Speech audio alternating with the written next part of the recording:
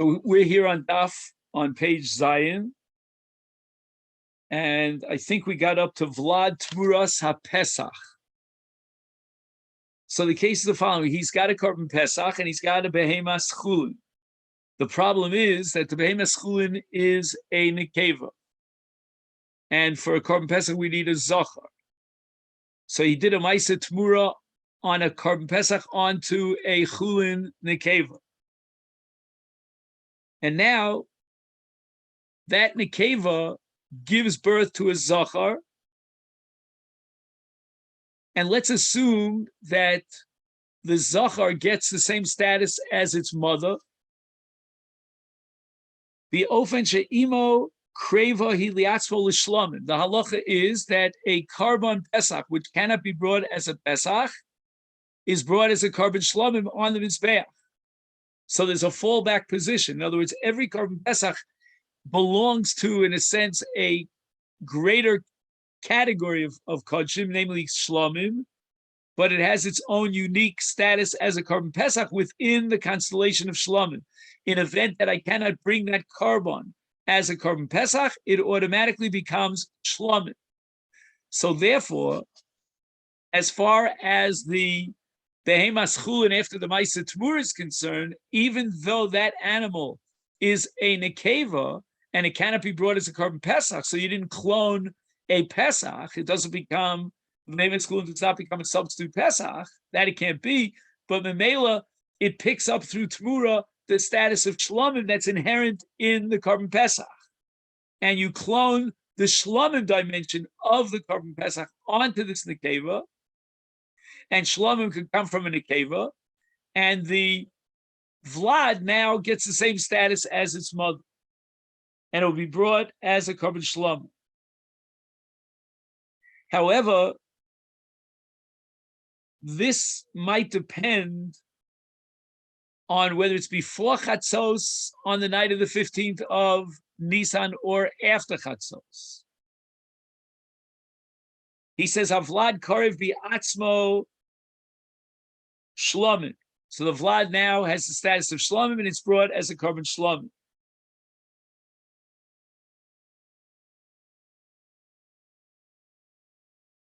Now, what happens if it's after Chatzos? And again, all this reflects the shita of Rabbi Elazar ben Azariah that a Pesach is brought before Chatzos. Now it's after Chatzos, and the original korban Pesach either was brought or it wasn't brought. We can investigate every possibility, but the bottom line is that at this point, the Tmura is called Mei Imo L'Shlamim. He writes here in the parentheses, Achar Chatzos. So again, if it's Lifnei Chatzos, then the mother herself could be brought as a Shlamim on the Mizbeach, and therefore the Vlad likewise is brought as a Shlamim. But if it's after Chatzos, the mother cannot be brought on the Mizbeach as Shlamim. We'll do a pigeon, we'll take the money, and with that money, we're going to buy a korban Shlamim, and the same din now will apply to the Vlad.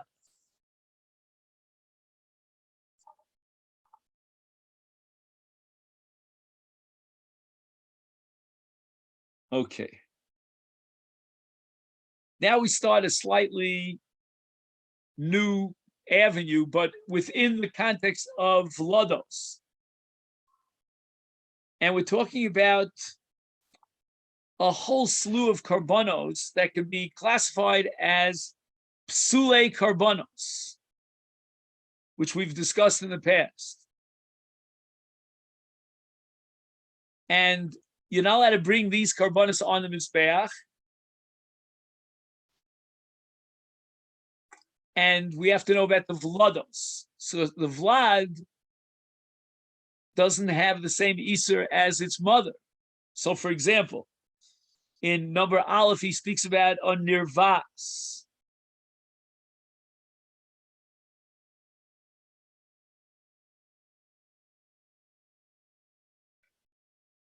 which I think means bestiality. Okay, so there was a ma'isa done to this animal, and that excludes it from the mizbeach. Number two, behema she'misa esa adam, an animal that kills a human being, is also excluded from the mizbeach. Now let's assume that the animal was pregnant at the time that this avera was done, the revia or the ritzicha.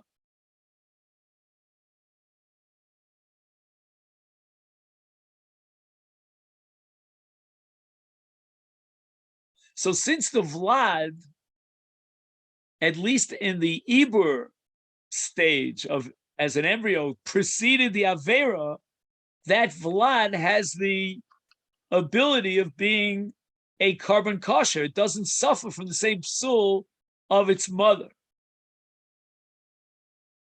And that's the shita of Rav Nachman. And Rav Nachman says that according to one Tana, the vlad can be brought on the mizbeach. Why? Because the ibur of the vlad took place before the mother became psule mizbeach through revia or through killing a man.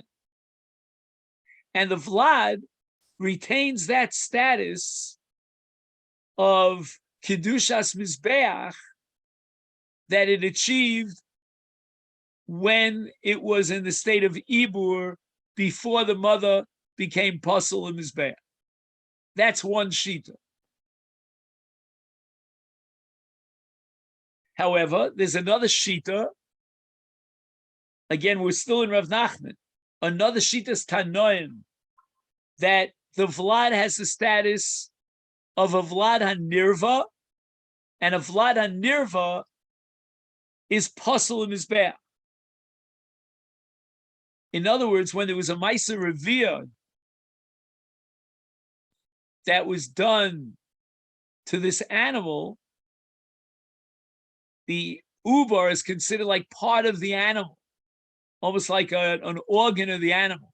And that revia now is chal not only on the animal, the viable animal, but also on its vlad. That's one sheet in the Tanoim. The vlad of a nirva is a nirva.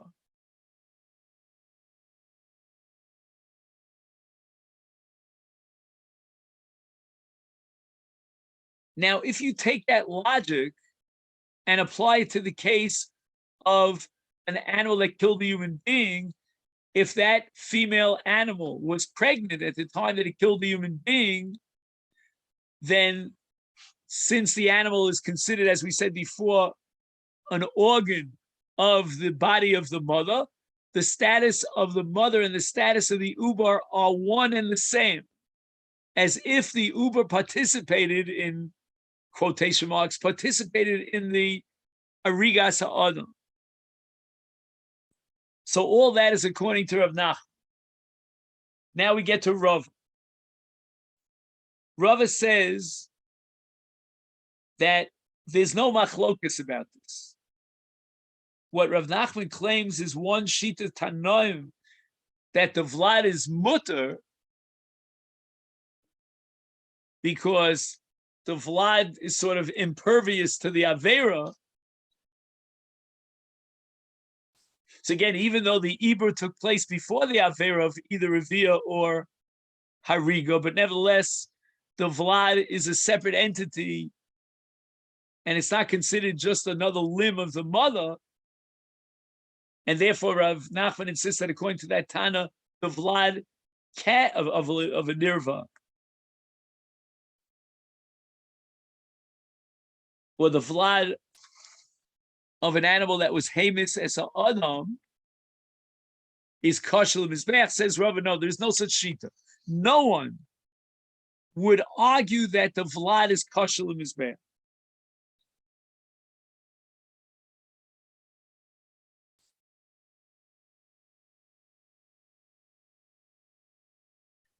Now, we said that the Revia or the Hariga took place when the animal was already pregnant. Was the animal, the mother, Kedosha Lemizbeach? When was the Kedosha? So if you take a look inside, he writes, Ein chiluk b'davar bein nirva kodem shekedisha o nirva li achar shekedisha.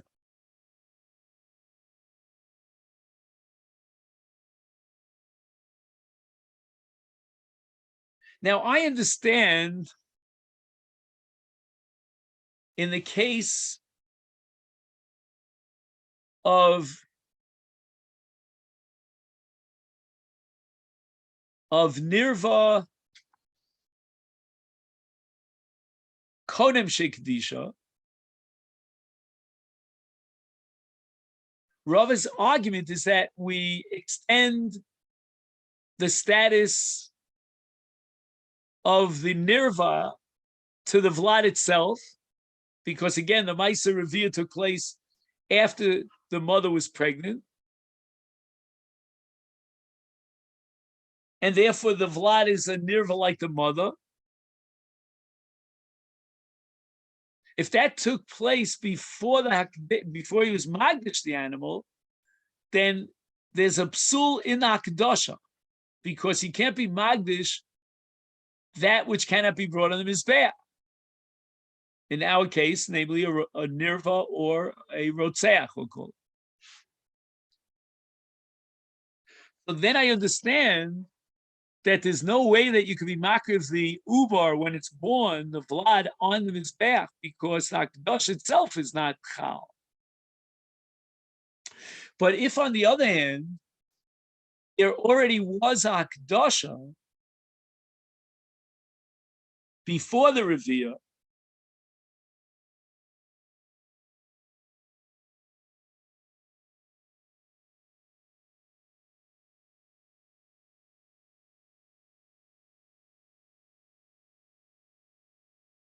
maybe we should say, just 1 second. If the Hakdasha took place after the Revia,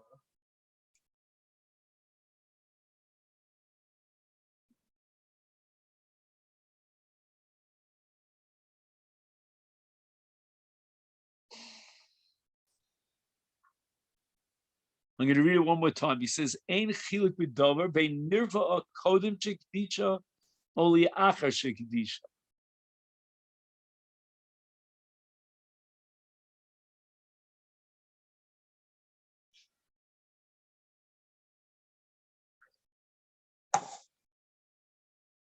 Now, how do we understand this?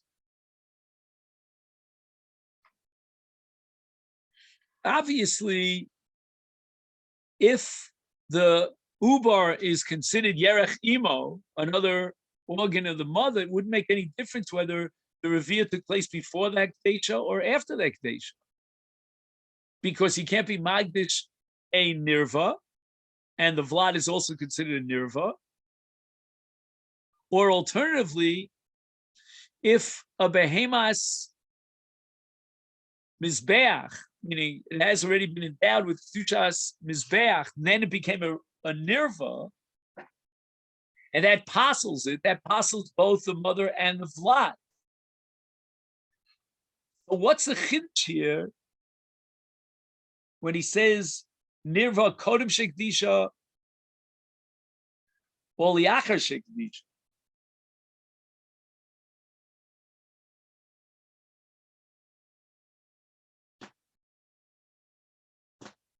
I think what he's saying is that maybe uber yerech imo and our definition of the uber as part and parcel of its mother, that's a halachic category. That's a legal abstract concept, what we call a chal Hashem, but it's not a physical reality. I mean, the uber has a life of its own, at least potentially. We can view the uber as a separate entity. The halacha is going to define it as part of its mother. and therefore we need hekdesha. If it's endowed with kedushas mizbeach, and now there was a ma'aser revia, now you could say that the hekdesha is chal even on vlad, because the vlad of a behemas of a carbon is also nikra on mizbeach. So the law of hekdesha, the chal shem hekdesha, is what generates uber yerech imo. But if on the other hand there was just a physical reality of an uber inside its mother's womb, and the mother went out and killed somebody, that's already uber is a separate entity. There's no hekdesha, there's no status of a chalosh shem hekdesh in the animal that would connect the uber and link it up to make it part of the mother's body. All right.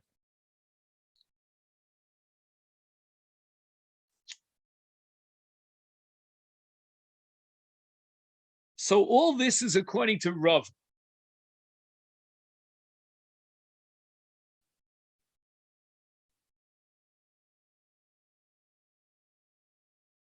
And let's just emphasize over and over again that the mother was pregnant at the time of the revia, or the time that she murdered a human being.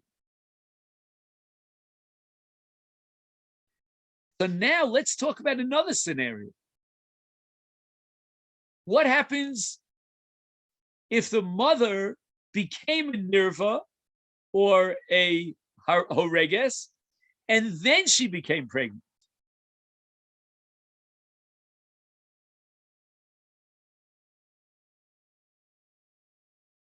Now, obviously, the ubar cannot. Well, maybe it's not so obvious. Here's my question: can the ubar exceed its mother?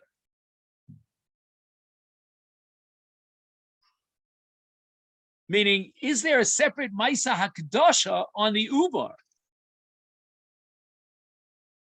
Which would mean that even though the mother, from the moment you magdich her, she's already a nirva, psula lemizbeach, but inherent in your Maisa Hakdasha is another Hakdasha on the ubar. And as far as the ubar is concerned, there was never a reveal.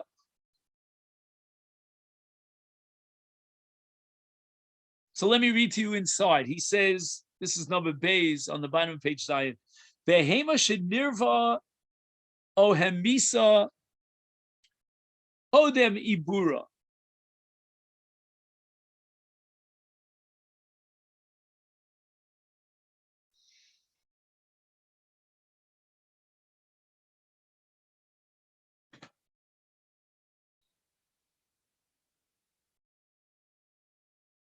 So there's no Maisa Vera during the life of the Ubar, if you follow what I mean. The Maisa Vera took place before the Ubar was even a thought. So now we have to go through the two Shitas, Rav Nachman and Rav. Start with Rav Nachman. L'Shitas Rav Nachman, he was the one who said that according to one Shita in Tanoim, the Vlad is mutter. Is now Rav Nachman is going to say that everybody agrees that the Vlad is mutter. Af l'shitas hasover shenirvas li'achar ibura havlad also.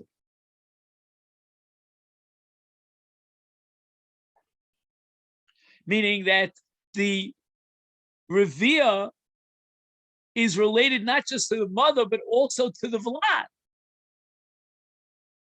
So the Vlad also gains that same identical status as a nirva.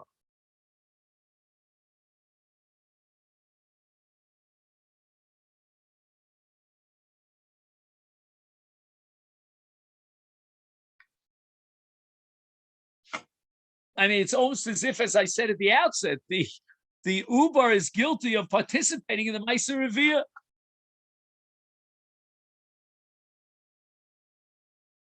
However, here in this case, where the Revia took place before the Ibur, you cannot point an accusing finger at the Ubar and say that it in any sense was a participant in the reveal. And therefore, according to Rav Nachman, nobody questions that the Vlad is mutter in this case. Because the reveal took place before the Ibur, before this Vlad was even a thought in anyone's mind. But Shitas Rava, Nechleku Tanoim was there. So according to Rava, we're going to have a Machlokas Tanoim here as far as the status of the Ubar when the reveal took place before the Ubar was even an Ubar.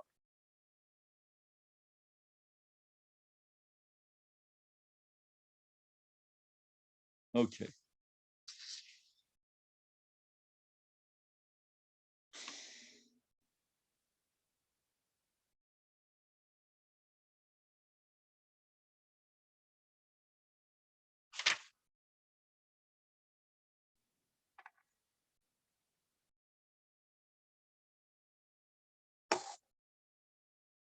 So now he introduces a sugya which is called Zevizeh Goren.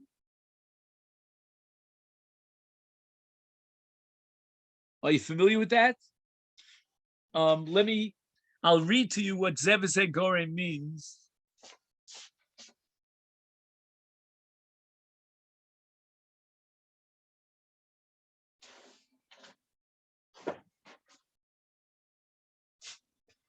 This is one of the rare occasions when Zoom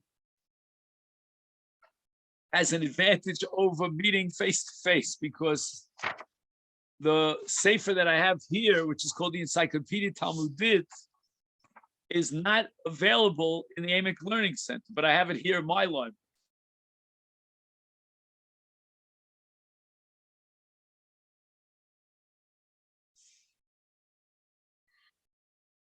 Nechlegu bo tanoim. There's a machlokas tanoim about zevizeh goring, whether it's mutar or it's us. Okay?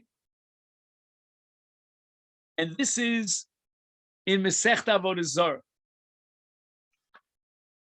Zorim tachas hashera shel Avodah Zarah yerokos b'mos hagshamim avalo b'mos hacham.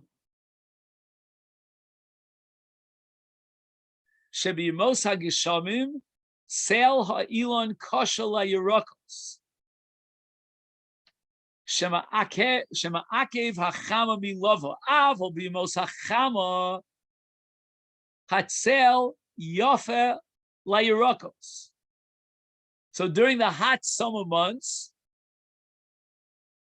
the shade that's offered by this tree, the foliage of the tree, is advantageous to those, let's call them vegetations, that are growing underneath the foliage of the tree, because otherwise the Yerokos would wither away in the hot sun, but the tree is protecting them. Nimtza shatzel shel hashera gorem es ha'isu.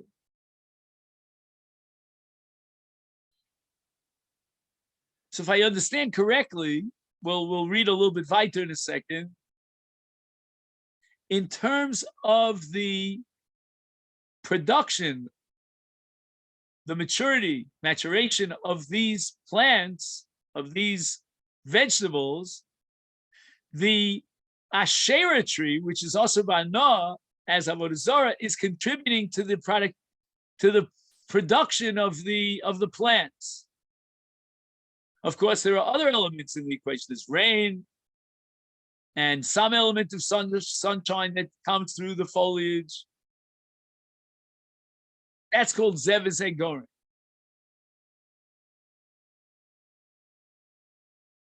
Like, for example, when you plant something in the ground, I'm not a scientist, but obviously there are nutrients in the ground that will contribute to the production of whatever plant grows from the ground. The ground itself is mutter. The tree that's giving shade and protecting the the plants from withering away, that's aser bano. So that's called zev v'zeh goreng. The entity has been generated by two elements. One is iser and one is heter.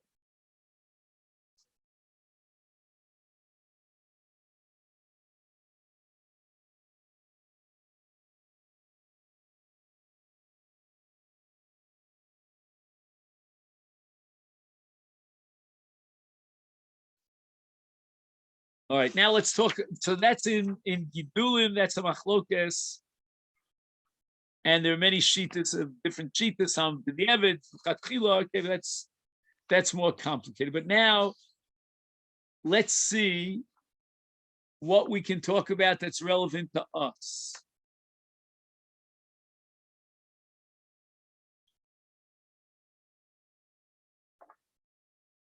We're studying now a Mishnah in Tvura on Daf Lamed. Kol hasurim legabi mizbeach. The Tanakama holds vladosea mutarin. Rabbi Eliezer Oseh.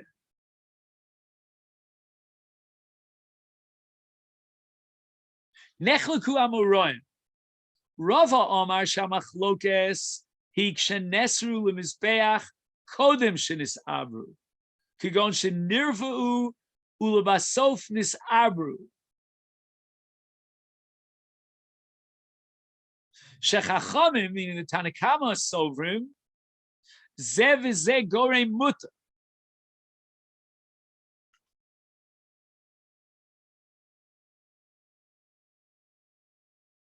Rabbi Eliezer Sover, zev v'zeh gorei os. Okay, why is this zev v'zeh gorei? Kanu zev v'zeh gorei, shazachar sheba al behema zu, he garmo levlad sheyavo.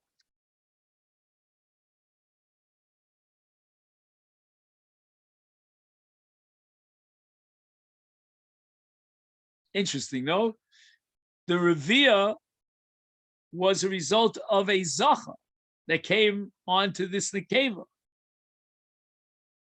So the zachar now becomes a goreng. Okay, so what's going on over here?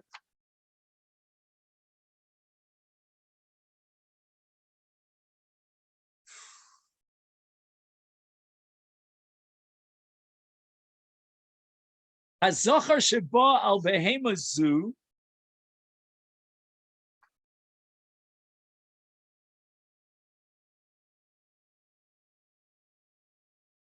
vehi. Now the mother armu levlad sheyava. Right, it takes two to tango. Right, so we have the mother and the father. Varei garmuhu iser veheter. Why? Aviv mutar ve'imo asura.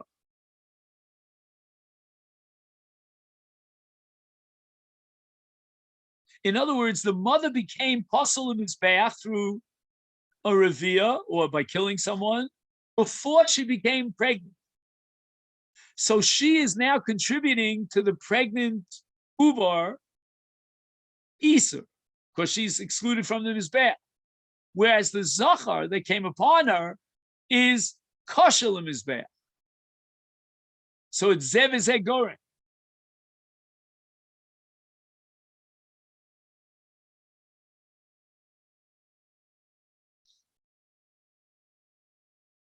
All this is according to Rav.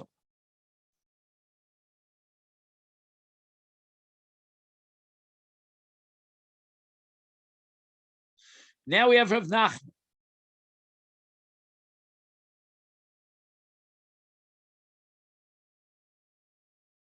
So again, just to summarize, according to Rav, zev v'zeh gorem is a machlokus between the Chachamim and Rabbi Eliezer, and the Chacham holds zev v'zeh gorem mutar. Comes along Rav Nachman, and he says no. Machlokosam he kishenis abru ulbesof nirvu. So then If this Abru before the Revia, then we have a question whether the Revia is related to the Uber. Do we see the Uber as a separate entity, independent of her mother? Or no, she's a limb of the mother's body, Uber Yerech Imo, and therefore she also became Psula Lemizbeach B'Torah Yerech Imo. Avol Nirva'ula Basofnis Abru, which means that the mother became Psula Lemizbeach, and then she had this relationship, and therefore this Uber was conceived. L'divrei hakol mutar, shezeh v'zeh gorem mutar. So it comes out that according to Rav Nachman, there was never a debate about zeh v'zeh gorem. Everybody agrees that zeh v'zeh gorem is mutar, and therefore, if the Iber took place after the Revia, everybody would agree that the Vlad is kosher. The Vlad is mutar. Because zeh v'zeh gorem is mutar. What is the machlokas and between Rabbi Eliezer and the Chacham at the Vlad of a Nirva? That's in a case where the Ibur took place first, and then there was a Revia, which means that now we have to know whether Revia relates to the mother alone and the Uber remains an independent identity, or no. The Uber has no independent identity, and therefore the Revia is chal even vis-a-vis the Uber. That's according to Rav Nachman. But according to Rava, the machlokes tanoim between Tanakama or the Chachamim and Rabbi Eliezer revolves around the case where the Ibra took place after the Revia. Nirva'u u'basof nis'abru. Which case the machlokes between the Chachamim and Rabbi Eliezer is whether zeh v'zeh gorem mutar, that's the sheet of the Chachamim, or zeh v'zeh gorem is also, that's the sheet of Rabbi Eliezer. Okay, then, so that's where. Now at least we have a little bit of the background, and B'li Neder we can move on from there. So let's just make a note of where we got up to.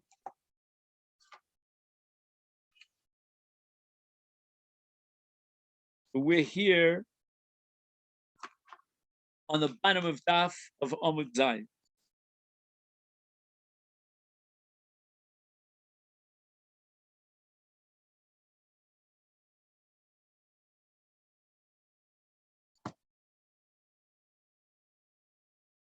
Okay, then.